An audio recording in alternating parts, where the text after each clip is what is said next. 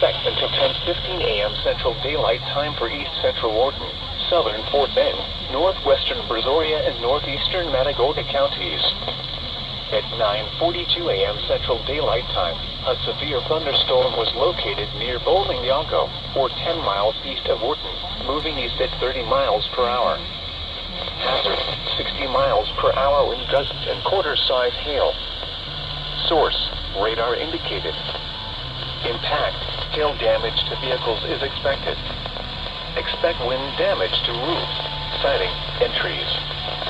Locations impacted include Wharton, Meadville, Iowa Colony, Holiday Lakes, Fairchilds, Bonnie, Thompsons, Sienna, Brazos Bend State Park, Bowling Yago, Euler, Damon, and Rochron. A tornado watch remains in effect for the warned area.